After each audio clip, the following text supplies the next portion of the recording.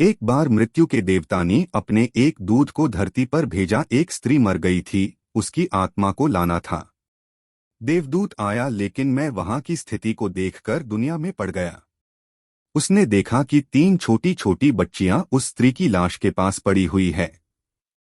एक अभी भी उस मृत्यु स्त्री के इस तरह से लगी हुई है, दूसरी बिलख बिलख कर रो रही है और तीसरी रोते रोते सो गई है। उसके आंसू उसकी आंखों के पास ही सूख गए हैं। 3 छोटी जुड़वा बच्चियां मां मर चुकी है, परिवार में और कोई है नहीं। पिता पहले ही मर चुका है, इनका क्या होगा, कौन है ये संभालेगा? यह सोचकर देवदूत को बहुत दुख हुआ। इसीलिए वे खाली हाथ ही वापस लौट गया और अपने प्रधान से जाकर बोला, मैं उस स्त्री की आत्मा को ना ला सका। मुझे क्षमा करें, लेकिन आपको इस स्थिति का ज्ञान नहीं है। मेरी जगह आप होते तो शायद आप भी यही करते। उस स्त्री की 3 छोटी छोटी जुड़वा बच्चियां हैं। एक अभी भी उसके स्तन से लगी हुई है, दूसरी रोते रोते सो गई है और तीसरी चीख चीख कर रो रही है। परिवार में उन्हें संभालने वाला और कोई नहीं है। ऐसी स्थिति को देखकर मेरा दिल उस स्त्री को ना ला सका। क्या ऐसा नहीं हो सकता कि उस स्त्री को कुछ समय और दे दिया जाए ताकि बच्चियां थोड़ी और बड़ी हो जाएं? यह सब सुनकर मृत्यु का देवता जोर से हंसा और बोला, तो तू ज्यादा समझदार हो गया है। उस परमात्मा से भी जिसकी मर्जी से जीवन मिलता है और जिसकी मर्जी से मृत्यु, तो उन्हें पाप तो बहुत बड़ा किया है और इसके तुझे सजा मिलेगी। और सजा ये है कि तुझे पृथ्वी पर फेंक दिया जाएगा और तो तब तक वापस नहीं आ सकता जब तक तू अपनी इस मूर्खता पर 3 बार हंस नहीं लेगा। देवदूत राजी हो गया। इस सजा को भोगने के लिए उसे पूरा भरोसा था कि सही तो मैं ही हूं, फिर हंसने का मौका ही क्यों आएगा।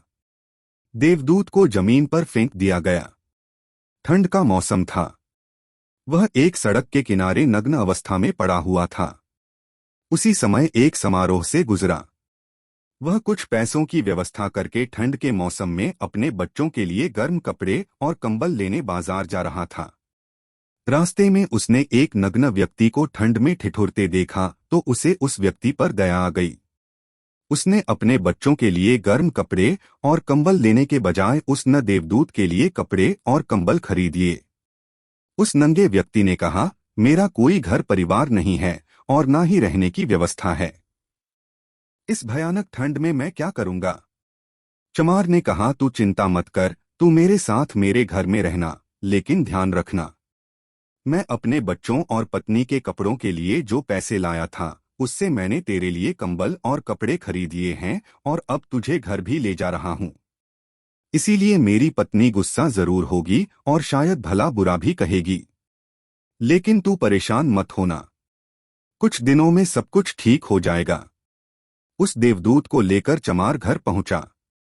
अब ना तो चमार को पता था कि जिसे वो ले जा रहा है वो देवदूत है और ना ही पत्नी को पता था कि जो आया है वो देवदूत है, जिसके आते ही घर में खुशियों की बाढ़ आ जाएगी।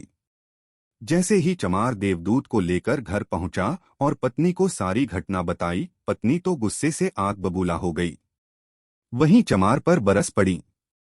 बहुत भला बुरा कहा, उसने बहुत चीखी चिल्लाई। उस दिन देवदूत पहली बार हंसा। चमार नहीं पूछा, क्या बात है, हंसते क्यों हो? देवदूत ने कहा, जब मैं 3 बार हंस लूंगा तो हंसने का कारण भी बता दूंगा। देवदूत पहली बार हंसा क्योंकि उसे लगा कि चमार की पत्नी ये नहीं देख पा रही कि घर में देवदूत आया है, जिसके आते ही घर में हजारों 1000 खुशियों के द्वार खुल जाएंगे, लेकिन उसकी भी गलती ना थी।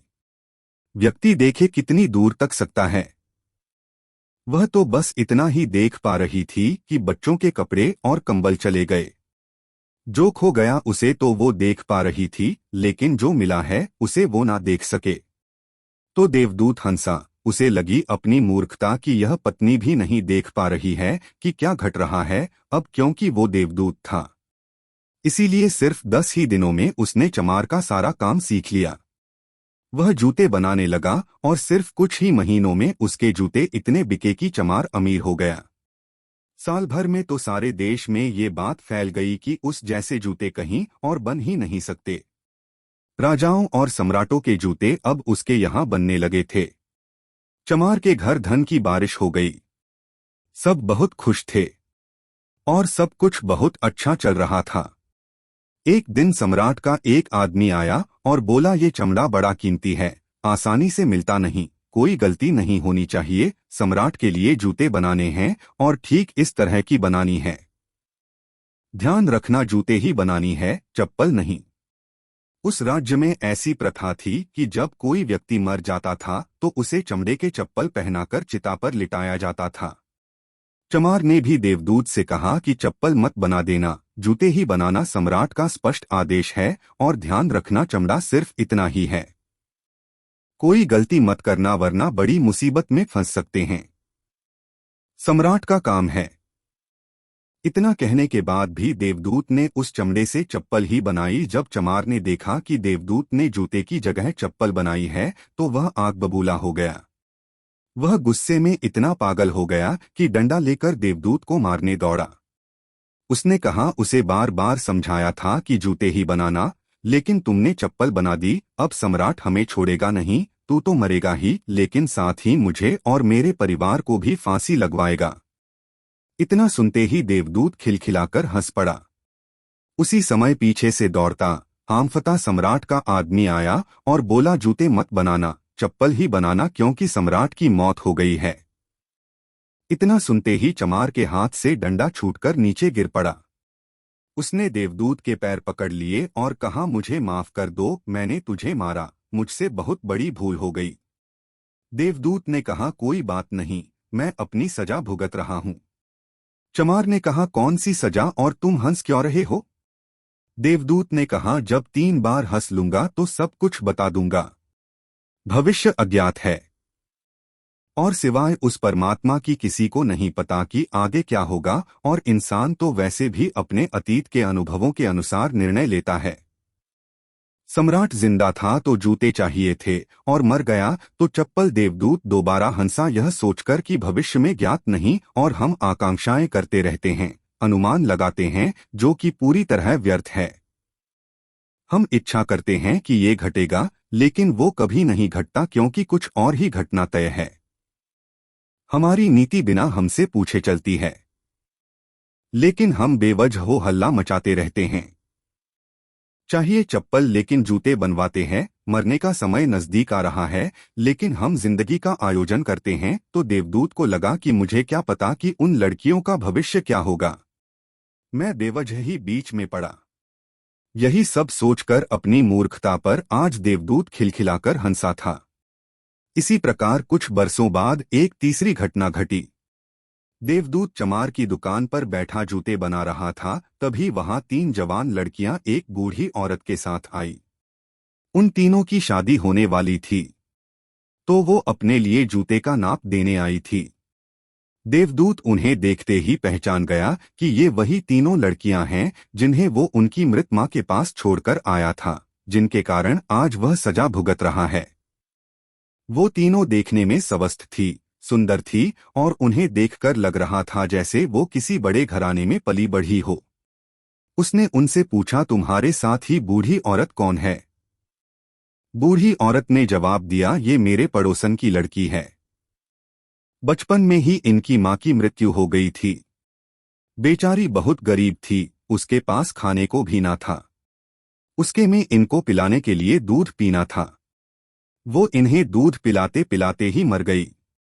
मेरी कोई संतान न थी, इसीलिए मैंने इन्हें अपने बच्चों के रूप में अपना लिया, और अब इनका सम्राट के खानदान में विवाह होने जा रहा है। देवदूत ने सोचा, अगर इनकी मां जिंदा होती तो ये तीनों बच्चियां भयानक गरीबी, भुखमरी और दरिद्रता में बड़ी होती। पर क्योंकि मां मर गई, इसीलिए इनका लालन पालन इतने धनी परिवार में हुआ, और अब इस बूढ़ी औरत की सारी धन दौलत की यही तीनों मालकिन हैं। उस दिन देवदूत अपनी मूर्खता पर तीसरी बार हो सर। उसने उन तीनों लड़कियों के लिए अब तक के सबसे शानदार जूते बनाए और चमार से आकर सारी बात कह सुनाई कि ये 3 कारण थे। मेरे हंसने के मेरी गलती थी जिसकी मुझे सजा मिली। अब मैं समझ गया हूं कि नीति सबसे बड़ी है, और हम सिर्फ उतना ही देख पाते हैं जितना हम देख सकते हैं, और जो हम नहीं देख सकते वो बहुत बड़ा और विशाल है, और जो हम देख सकते हैं उससे हम उस बात का सटीक अंदाजा नहीं लगा सकते जो घटित होने वाला है। मैं अपनी मूर्खता पर 3 बार हंस चुका हूँ। मेरा दंड पूरा हुआ, इसलिए अब मैं चलता हूँ। और देवदूत वहां से चला गया।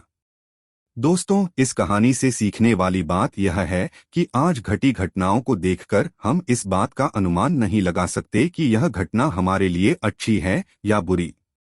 इसका उत्तर तो भविष्य की गर्त में ही छुपाए। इसलिए हर घटना पर अच्छी या बुरी की प्रतिक्रिया देना व्यर्थ है। हमें बस जो हो रहा है उसका साक्षी बनने का प्रयास करना चाहिए। गौतम बुद्ध भी अपने उपदेशों में यही कहते हैं कि ना तो अतीत के लिए पश्चाताप करो और ना ही भविष्य की चिंता। बस आज में जइयो, इस पल में जइयो और इसी के साथ एक हो जाओ। बस यही एकमात्र तरीका है खुद को उन सभी चिंताओं से मुक्त रखने का जिनका परिणाम तुम्हारे बस में है ही नहीं।